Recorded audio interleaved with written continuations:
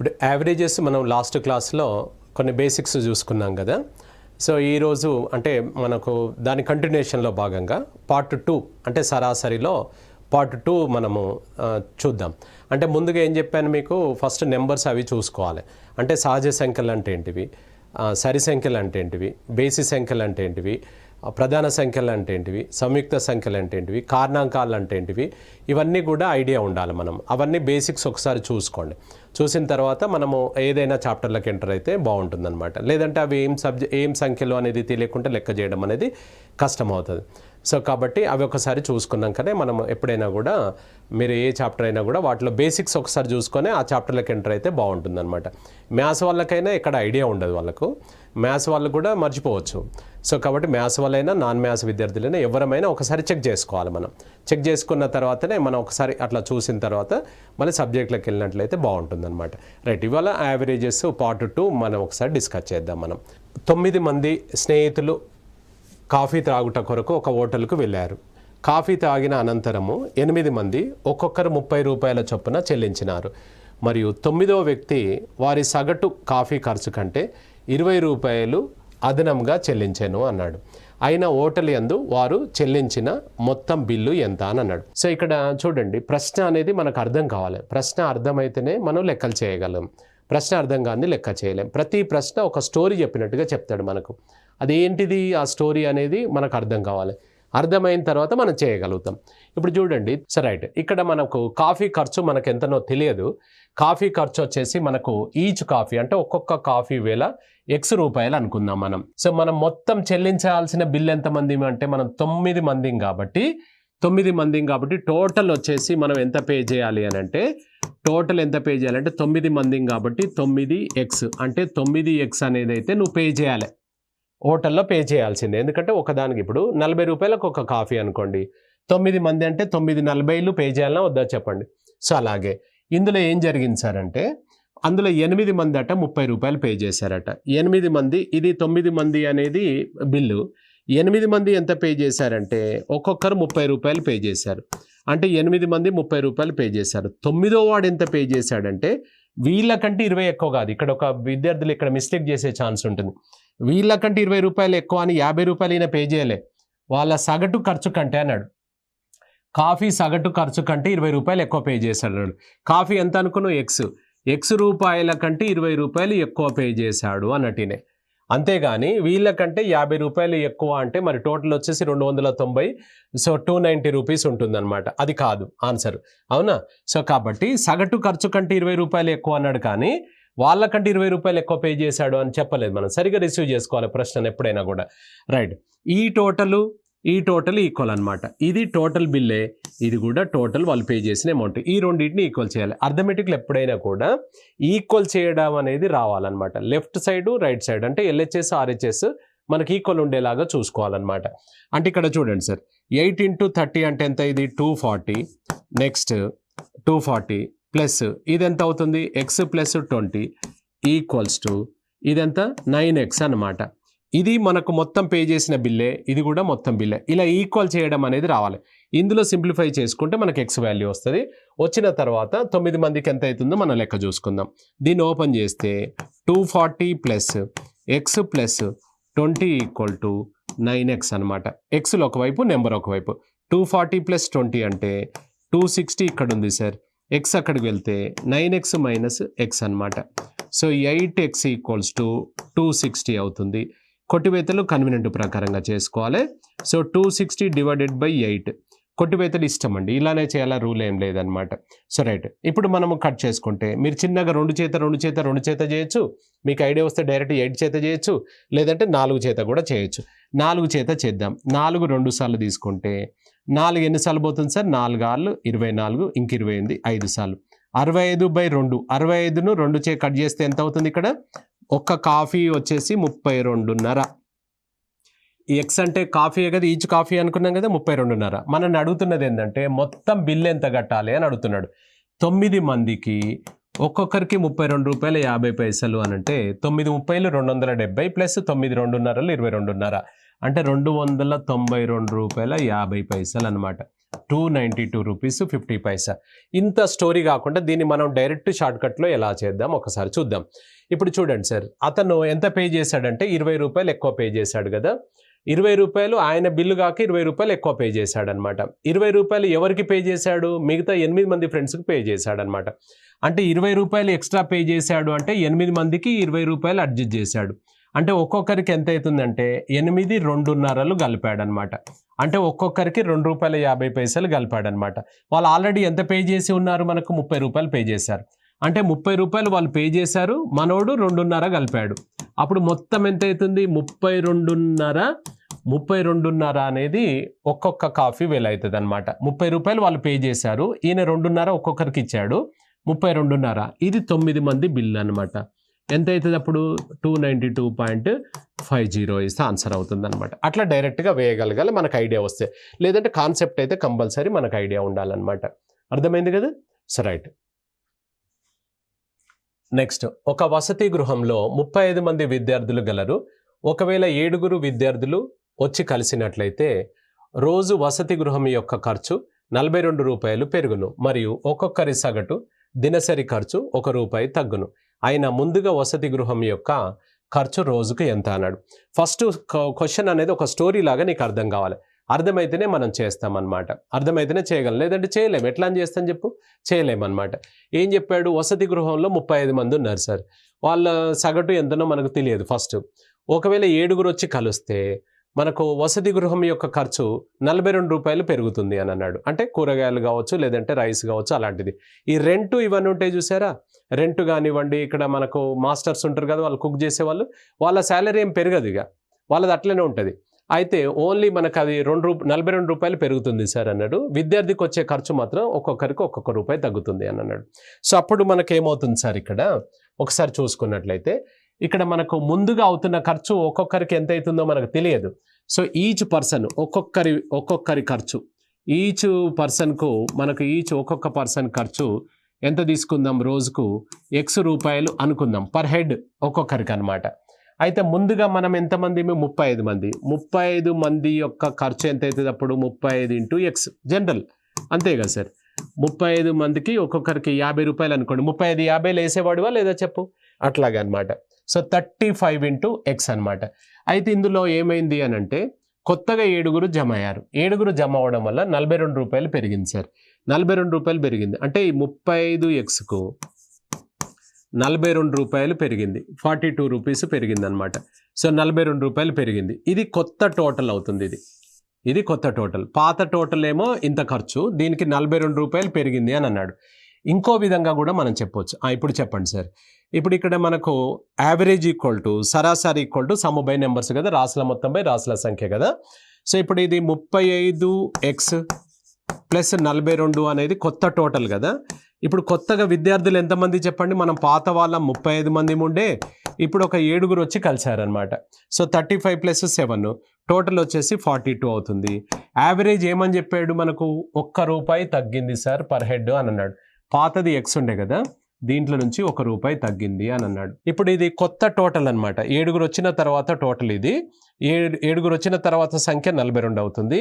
సరాసరి వచ్చేసి X - 1 అంటే ఇది కొత్త సరాసరి అన్నమాట. కొత్త సరాసరి అవుతుంది. ఇది సింప్లిఫై చేసుకుంటే మనకు X కనుక్కొని మొత్తం ఖర్చు అడిగాడు కాబట్టి మొత్తం చేసుకోవచ్చు. మనం క్రాస్ మల్టిప్లై చేసుకోవాలి. క్రాస్ మల్టిప్లై చేసుకుంటే ఇది 35X + 42 ఈక్వల్ టు ఇదంతా 35 + 7 అంటే 42 కదా. 42 అటు వెళ్ళి మల్టిప్లై అవుతుంది, X - 1 అన్నమాట. ఓపెన్ చేద్దాం మనం.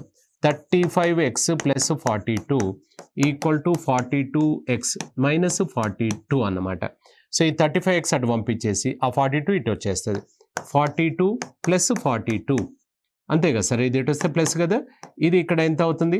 ఇక్కడ మనకు 42X మైనస్ ఇది 35X అటు వెళ్ళిపోతుంది. 35X అంటే 42 ఎంత అవుతుంది సార్? ఇక్కడ 84. కంటిన్యూషన్ ఇక్కడ రాస్తున్నాను.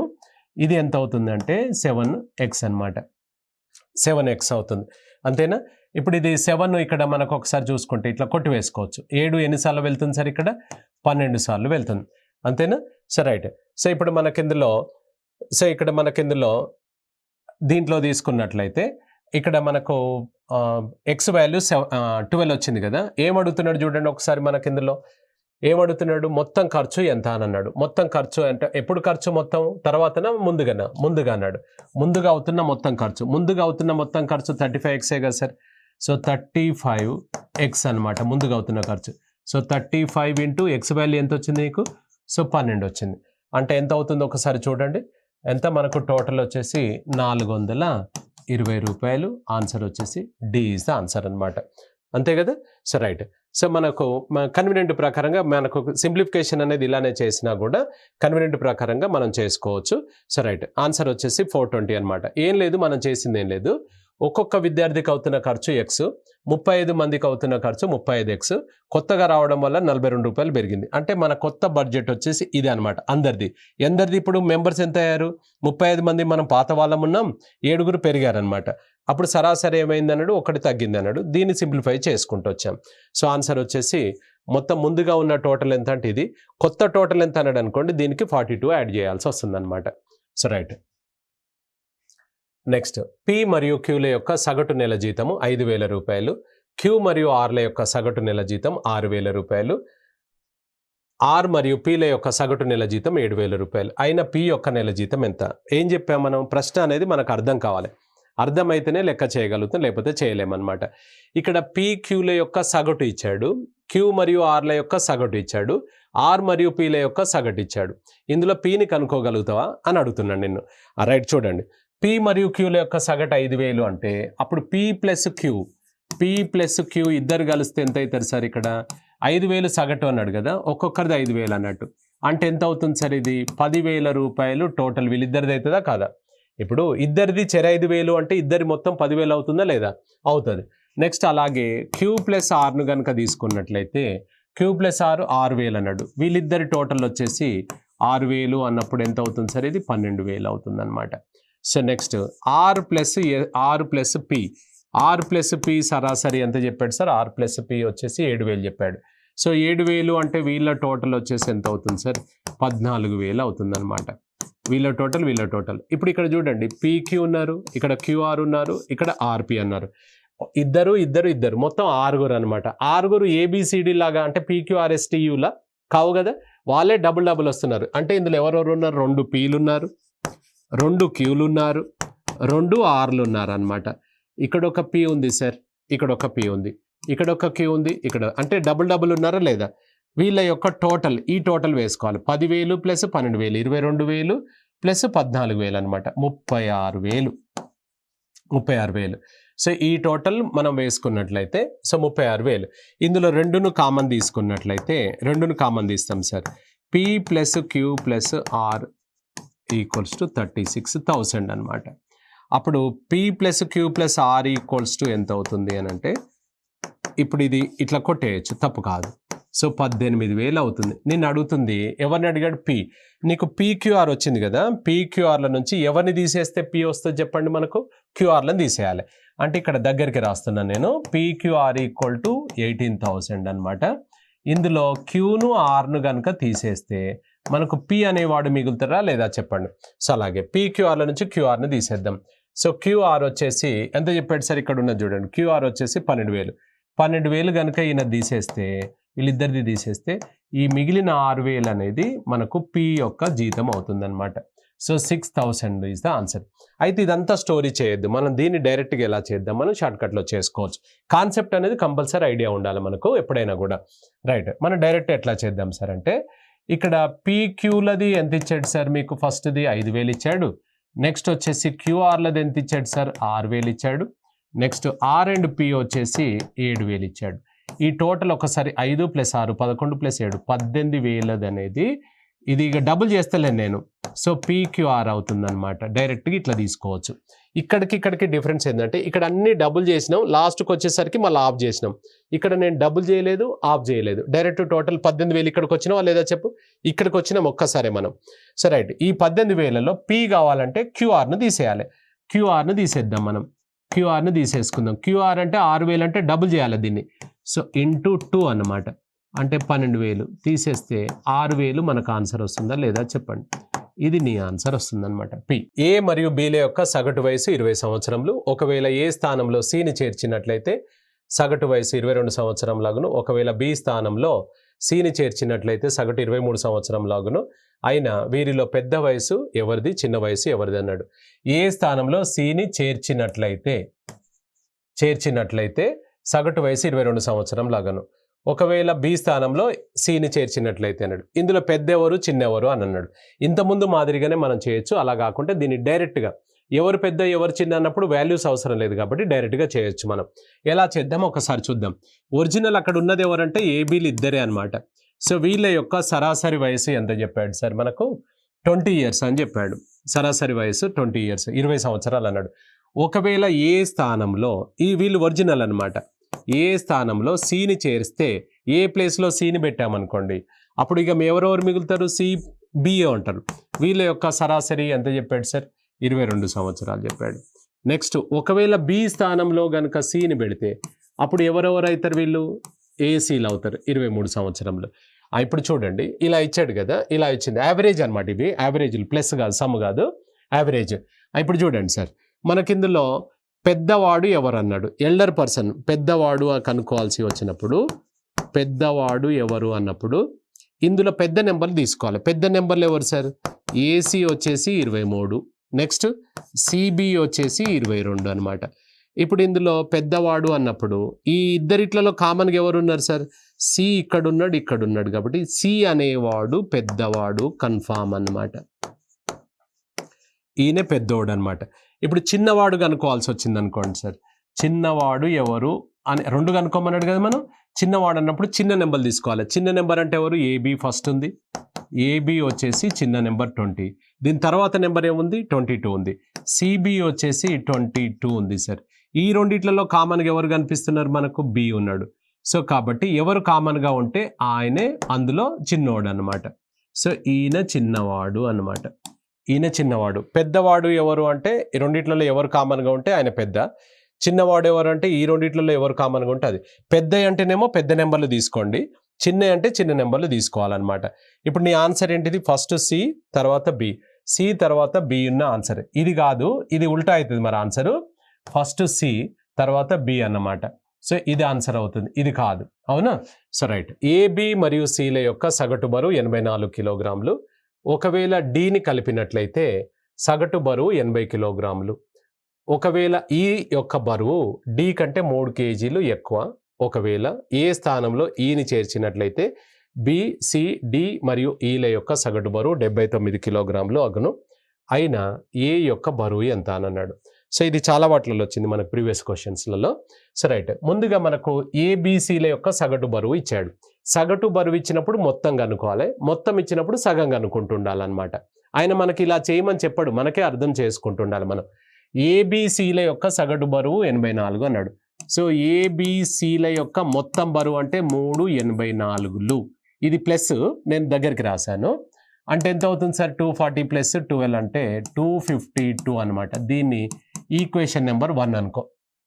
కరెక్టేనా? నెక్స్ట్ ఒకవేళ డిని కలిపినట్లయితే అన్నాడు. ఒకవేళ డి కలిసినట్లయితే అన్నాడు. వీళ్ళతో పాటు డి కలిసాడు సార్. డి కలిస్తే ఏమన్నారు? ఏబిసిడి అవుతుంది కదా. అప్పుడు మనకు సగటు వయసు ఎంత చెప్పాడు? 40 అవుతుంది. మెంబర్స్ ఎంతమంది అయ్యారు చెప్పండి? ఇక్కడ 4. సో 4 యొక్క సగటు వయసు 80. అంటే 4 80లు 320. ఇది ఈక్వేషన్ నెంబర్ 2 తీసుకుందాం. ఇప్పుడు ఇక్కడ చూడండి సార్, ఈ 4 నుంచి 3 ఎలిమినేట్ చేసాం, తీసేసాం. డాష్ మీద 4 నిలబెట్టి 3 తీసేస్తే ఒక పర్సన్ వస్తాడా రాదా చెప్పండి. సో అలా ఎవరిని తీసేస్తున్నాం మనము? ఏబిసిని కనుక తీసేస్తే అప్పుడు డి మిగులుతాడా లేదా చెప్పండి. అంటే 320 నుంచి 252 తీసేయాలన్నమాట. అంటే 48 ప్లస్ 20 68 మిగులుతుంది. సో ఈ 68 అనేది ఎవరు అంటే లాస్ట్కి వచ్చిన పర్సన్. మనం ఇంతకుముందు ఒక టీచర్ లాస్ట్ సెషన్లో చెప్పుకున్నాం మనం. టీచర్ రాకముందుకు టీచర్ వచ్చిన తర్వాత లాగా, డి రాకముందుకు డి వచ్చినాక డితో పాటు పెరుగుతున్న నెంబర్ 68 అనమాట. అయితే ఇంకొక క్లూ ఏమి ఇచ్చాడంటే ఈని చేర్చినట్లయితే ఈ అనేవాడు డి కంటే 3 kgs ఎక్కువ అట. ఈ అనేవాడు డి కంటే 3 kgs ఎక్కువ. అంటే ఈ అనేవాడు 71 అన్నట్టేనా కాదా చెప్పండి? 71 అవుతుంది అనమాట. నెక్స్ట్ సో మనకిందులో ఏ స్థానంలో ఈని చేర్చినట్లయితే అని అన్నాడు. ఏ స్థానంలో ఈని చేరిస్తే ఎవరుంటారు? ఏ స్థానంలో ఈని చేరిస్తే BCDEల యొక్క సగటు ఎంత చెప్పాడు? 79 కేజీలు అన్నాడు. వీళ్ళు ఎంతమంది? నలుగురు యొక్క సగటు 79 కేజీలు. 4 79లు అనమాట. ఇక్కడ మనం వాడుతున్న సూత్రం ఏంటిదంటే sum equals to numbers into average అనమాట. Numbers into average. మొత్తము ఈక్వల్స్ టు సంఖ్య ఇంటూ సరాసరి. సంఖ్య ఇంటూ సరాసరి అనమాట. సంఖ్య ఇంటూ సరాసరి. మొత్తం ఈక్వల్ టు సంఖ్య ఇంటూ ఇక్కడ 3 ఇంటూ సరాసరి, 4 ఇంటూ సరాసరి, ఇక్కడ 4 ఇంటూ సరాసరి. ఇది ఎంత అవుతుంది సార్ అంటే 316. దీనికి ఒక ఈక్వేషన్ పేరు పెట్టుకుందాం మన ఐడియా కోసం. సో 3. ఇప్పుడు మనకి ఇందులో చూడండి, ఒక దాంట్లో నుంచి ఒకటి తీసేయండి. మనం ఎందుకు తీసేయాలి సార్ అంటే ఇందులో కామన్గా ఉండే నెంబర్లు క్యాన్సిల్ అయిపోతాయి అన్నమాట. ఇప్పుడు ఇక్కడ చూడండి, ఇందులో కామన్గా ఎవరు? BCD ఇందులో ఉన్నారు, BCD ఇందులో కూడా ఉన్నారు. అప్పుడు పోతే మనకి ఎవరు మిగులుతారు? ఇక ఫస్ట్ది లాస్ట్ది మిగులుతుంది అనమాట. సో అలా ఏది పెద్దగా ఉంటే దాంట్లోకి వెళ్ళి తీసేద్దాం. దీంట్లోకి వెళ్ళి 2 - 3 అని అనుకుందాం. ఈక్వేషన్ రాసుకున్నాక 2 - 3. 2 అంటే ఎవరు సార్? ఇక్కడ ABCD ఎంత సార్? అది 320. నెక్స్ట్ వచ్చేసి ఇది ఎంత సార్? BCDE ఎంత సార్? ఇది 316 అన్నమాట. ఇప్పుడు ఇది తీసేస్తున్నాం మనం, మైనస్ కదా. తీసేస్తే ఏమవుతుంది చెప్పండి? B పోతుంది, C పోతుంది, D పోతుంది, A - E మిగులుతుంది సార్. ఇక్కడ 320లోకి వెళ్ళి 16 పోతే ఎంత మిగులుతుంది? 316, 4. A - E = 4 అన్నప్పుడు ఈ వాల్యూ నీకు తెలుసు కదా. ఇక్కడ ఈ వాల్యూ ఎంత వచ్చింది? 71.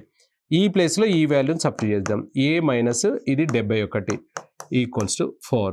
అప్పుడు A = ఏమవుతుంది సార్? 4 ప్లస్ ఇక్కడ ఇది 71 అంటే ఎంత అవుతుంది? 75 నీ ఆన్సర్ వస్తుంది. 75 ఈజ్ ఆన్సర్ అనమాట. 75 ఆన్సర్ వస్తుంది. ఇది స్టాండర్డ్ బిట్. జనరల్గా ఇవే నెంబర్స్ వస్తుంటాయి. 75 ఆన్సర్ గుర్తుపెట్టుకోండి. ఒకవేళ వేరే నెంబర్లు వస్తే మాత్రం చేయాల్సిందే. ఒకవేళ సేమ్ యాజ్ టీజ్ క్వశ్చన్ వస్తే మాత్రం 75 kgs అనేది మనం ఎక్కువ అదే నెంబర్ వస్తుంటుంది అనమాట. మార్చలేదు ఇప్పటి వరకు.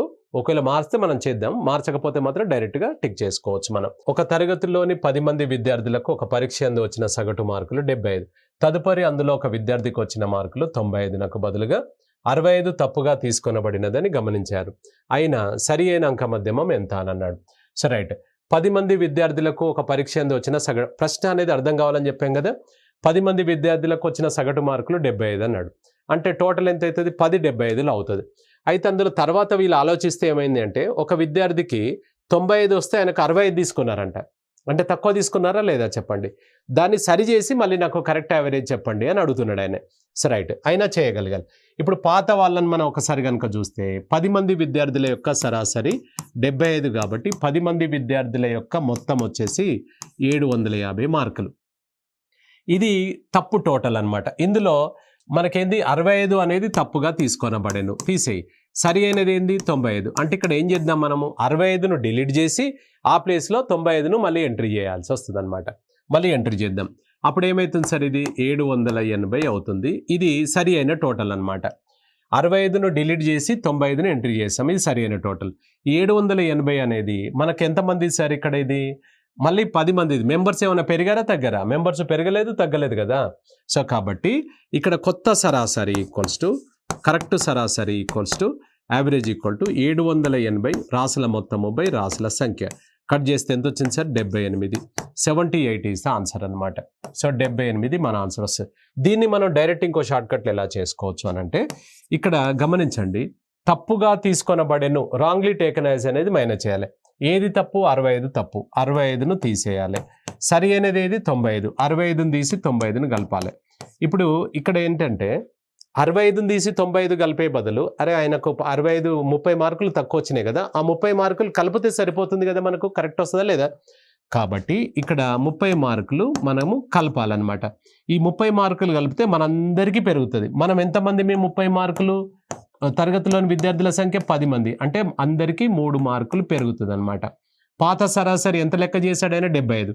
75కు 3 మార్కులు పెంచు. అప్పుడు ఎంత అవుతుంది సార్? 78 అనమాట. ఒక బ్యాట్స్మెన్ తన యొక్క 17వ ఆటలో 87 పరుగులు చేయగా అతడి సగటు 3 పరుగులు పెరిగినవి. అయినా చివరి ఆటకు ముందు అతడి సగటు పరుగులు ఎన్ని? చివరి ఆటకు ముందు అతడి సగటు పరుగులు ఎన్ని? సో 17వ ఆటలో 87 పరుగులు చేసిండంట ఆయన. సో యావరేజ్ ఏమైంది అని అంటే 3 పరుగులు పెరిగినవి అన్నాడు. ఆయన చివరి ఆటకు ముందు అతడి సగటు పరుగులు ఎన్ని అన్నాడు. సో చివరి ఆటకు ముందు అతడి సగటు పరుగులు ఎన్ని అన్నాడు. సో 80 అంటే 17వ ఆట గురించి మనకు చెప్పాడు అంటే అంతకు ముందుకు 16 ఆటలు ఆడుంటాడు కదా ఆయన. డైరెక్ట్ ఎవరైనా 17వ ఆట ఆడతానేనా అంటామా ఎవరమన్నా అనం. సో కాబట్టి 17వ ఆట గురించి చెప్పాడంటే అంతకుముందు 16 ఆటలు ఆడుంటాడు. సో అంతకు ముందు ఆడిన 16 ఆటల సరాసరి మనకు తెలియదు. 16 ఆటల సరాసరి ఎంత అనుకుందాం మనం, ఒక ఎక్స్ అనుకుందాం. అప్పుడు 17వ ఆట తర్వాత సరాసరి ఏమవుతుంది అని అంటే ఏమైంది అన్నాడు, 3 పరుగులు పెరిగినవి సార్ అన్నాడు. పాత సరాసరి ఎక్స్ అయితే దీనికి 3 పరుగులు పెరిగినవి అని అన్నాడు. ఇది ఏ అంటే యావరేజ్, సరాసరి అని మనం మొత్తం పూర్తిగా పదం రాయలేం కాబట్టి ఏ అని పెట్టుకున్నాం అంతే. 16 ఆటల సరాసరి ఎక్స్, 17 ఆటల సరాసరి ఎక్స్ ప్లస్ 3 అనమాట. అయితే ఇక్కడ మనకు సో ఇందులో 16 ఆటల సరాసరి ఎక్స్ అయినప్పుడు 16 ఆటల మొత్తం ఎంత అవుతుంది, 16 ఇంటూ ఎక్స్ అవుతుంది అనమాట. 16 ఇంటూ ఎక్స్ అవుతుంది. ఇది 16 ఎక్స్ అనేది ముందున్న ఆటల మొత్తం అవుతుంది. దీంట్లో మనకేంటంటే 16 ఆటల సరాసరి ఎక్స్ కాబట్టి 16 ఎక్స్. దీనికి ఏం చేశామంటే ఇప్పుడు ఈ 17 ఆటలు ఎంత కొట్టాడు ఆయన, సో 87 పరుగులు చేశాడు. సో 87 పరుగులు చేస్తే ఇది ఏమవుతుందంటే మొత్తం టోటల్ అవుతుంది. ఏ టోటల్ అవుతుంది, ఇది పాతది 16ది, ఇది 17 అనమాట. ఇప్పుడు చూడండి, సో సరాసరి ఈక్వల్స్ టు అంటే 17 ఆటల సరాసరి తీసుకుందాం. 16 ఎక్స్ పాతది ప్లస్ ఇవాళ 87 కొట్టినాం. ఇవి ఎన్ని ఆటలు, 17 ఆటల టోటల్ కాబట్టి డివైడెడ్ బై 17 చేస్తే మనకు 17 ఆటల టోటల్కు సరిపోతుంది. సో 17 ఆటల సరాసరికి వస్తుంది. 17 ఆటల సరాసరి ఎంత, ఎక్స్ ప్లస్ 3 అనమాట. సో ఎక్స్ ప్లస్ 3 ఇది క్రాస్ మల్టిప్లై చేసుకుంటే మనం సింప్లిఫై చేస్తే ఎక్స్ వాల్యూ వస్తుంది అనమాట. ఇక్కడ 17 ఆటల మొత్తము బై 17 వేస్తే 17 ఆటల సరాసరి వచ్చింది. సో క్రాస్ మల్టిప్లై చేద్దాం. సో 16 ఎక్స్ 87 ఈక్వల్స్ టు ఇది అటు పంపించేస్తే 17 ఎక్స్ ప్లస్ 3 అనమాట. ఇది 16 X plus 87 equals to 17 X open చేస్తున్నాం. 17 ఎక్స్ మళ్ళీ 17 మూలు 51. ఎక్స్లో ఒకవైపు నెంబర్ ఒకవైపు, ఈ ఎక్స్ అటు పంపించేసి అది ఇటు తీసుకొచ్చేసి పెద్దదాని దగ్గరికి చిన్నది పంపించేసేయాలి. Equals to 17x minus 16x అనమాట. అంటే ఇక్కడ ఎంత సార్, 36 ఈక్వల్ టు ఎక్స్ అనమాట. ఈ 36 అనేది 16 ఆటలది. మనం అడుగుతున్నది ఏంటిది, చివరి ఆటకు ముందు అతడి సగటు పరుగులు ఎన్ని, 36 అనమాట. సో ఇలా కాకుండా దీన్ని ఒక డైరెక్ట్ షార్ట్కట్లో చేసుకోవచ్చు మనం. ఇప్పుడు మనం 16 ఆటల సరాసరి కనుక్కోవాలి అనుకోండి, ఈ 87 17 ఆటల సరాసరి కనుకోండి 87 మైనస్ 16 కనుక్కోమన్నప్పుడు 17 చేత మల్టిప్లై చేయాలి, 17 కనుక్కోమన్నప్పుడు 16 చేత మల్టిప్లై చేయాలి. సగటు పెరిగితే పెరిగింది తీసుకో, తగ్గితే మైనస్, ప్లస్ తీసుకో, తగ్గితే మైనస్ తీసుకో. సో ఇక్కడ ఇది 87 మైనస్ 51, 87 మైనస్ 51 అంటే ఎంత సార్, 36 నీ ఆన్సర్ వస్తుంది. ఒకవేళ చివరి ఆట తర్వాత ఎంత అంటే మాత్రం మనం ఇది తీసుకుంటాం అనమాట. చివరి ఆట తర్వాత ఎంత అంటే ఇది. సో ఆన్సర్ వచ్చేసి ఎంత, ఇక్కడ 36 ఇస్తే ఆన్సర్ అవుతుంది అనమాట. సో 36 ఇస్తే ఆన్సర్ అవుతుంది. సో రైట్, దీంట్లో మనకేంటంటే దీంట్లో మనకు ఏదైనా కూడా మనకు లాస్ట్ ఏ ఆట గురించి చెప్పాడో ఆ ఆట వస్తుంది, దానికి ముందుదే వస్తుంది అనమాట. అంటే 17 ఆట గురించి చెప్పాడంటే 17 ఆట వస్తుంది, దానికి ముందుది వస్తుంది, కానీ ఇక తర్వాతది కానీ క్రితంది కానీ మధ్యలో ఏ నెంబర్ కూడా రాదనమాట. ఇప్పుడు 87 మైనస్ 48 ఎంత అవుతుంది సార్, 39 అనమాట. చివరి ఆట తర్వాత సరాసరి ఎంత అంటే ఇది చెప్పేవాళ్ళం మనం, కానీ ఇప్పుడు మాత్రం ఇదే answer. So 36 is the answer అనమాట. ఇది మనము యావరేజెస్లో ఇంపార్టెంట్ పాయింట్స్ అన్ని కవర్ చేయడం జరిగింది అనమాట.